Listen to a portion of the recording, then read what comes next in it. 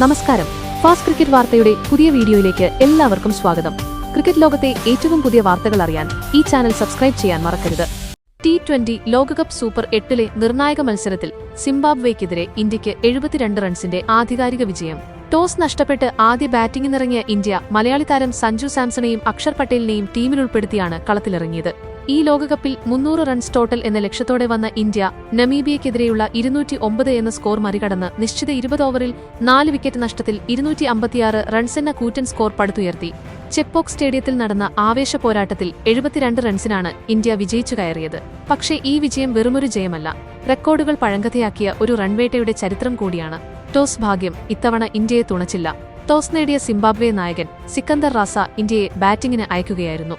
ആരാധകരുടെ വലിയ മുറവിളികൾക്കും ടീം മാനേജ്മെന്റിന്റെ കടുത്ത ആലോചനകൾക്കുമൊടുവിൽ മലയാളി താരം സഞ്ജു സാംസണും അഭിഷേക് ശർമ്മയും ഓപ്പണിംഗിൽ ഒന്നിച്ചെത്തി. പ്ലേയിംഗ് 11-ൽ 2 മാറ്റങ്ങളുമായാണ് ഇന്ത്യ ഇറങ്ങിയത്. റിങ്കു സിംഗിന് പകരം സഞ്ജുവും വാഷിംഗ്ടൺ സുന്ദറിന് പകരം അക്ഷർ പട്ടേലും ടീമിലിടം പിടിച്ചു. ഈ ലോകകപ്പിൽ 300 റൺസ് ടോട്ടൽ എന്ന ലക്ഷ്യവുമായി വന്ന ഇന്ത്യയെയാണ് ഇന്ന് കണ്ടത്. ആദ്യ ഓവറിൽ തന്നെ ഒരു പടുകൂറ്റൻ സിക്സർ അടിച്ച് സഞ്ജു സാംസൺ ആരാധകരെ കോരിത്തരിപ്പിച്ചു. എന്നാൽ ആ ആവേശം അധികനേരം നീണ്ടുനിന്നില്ല. 15 പന്തിൽ 24 റൺസെടുത്ത സഞ്ജുവിനെ 4-ാം ഓവറിൽ മൂസർ ബനി പുറത്താക്കി. പിന്നീട് കണ്ടത് അഭിഷേക് ശർമ്മയുടെയും ഇഷാൻ കിഷന്റെയും താണ്ഡവമാണ്. അഭിഷേക് 30 പന്തിൽ 55 റൺസെടുത്തും ഇഷാൻ കിഷൻ 24 പന്തിൽ 38 റൺസെടുത്തും സ്കോർ ബോർഡ് അതിവേഗം ചലിപ്പിച്ചു. ക്യാപ്റ്റൻ സൂര്യകുമാർ യാദവ് 13 പന്തിൽ 33 റൺസുമായി മടങ്ങിയപ്പോൾ പിന്നീട് ക്രീസിലെത്തിയത് വിമർശകരുടെ വായടപ്പിച്ച തിലക് വർമ്മയാണ്.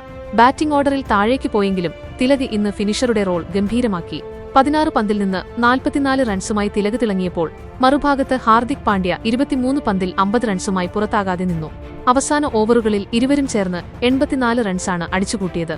അങ്ങനെ നിശ്ചിത 20 ഓവറിൽ 256 എന്ന കൂറ്റൻ സ്കോറിൽ ഇന്ത്യയെത്തി. T20 ലോകകപ്പ് ചരിത്രത്തിലെ തന്നെ ഏറ്റവും ഉയർന്ന രണ്ടാമത്തെ ടോട്ടലാണിത്. ബോളിംഗും വിജയവും 257 റൺസ് പിന്തുടർന്ന സിംബാബ്വെ ഒരിക്കൽ പോലും ജയത്തിനായി ശ്രമിച്ചില്ല എന്നതാണ് വാസ്തവം.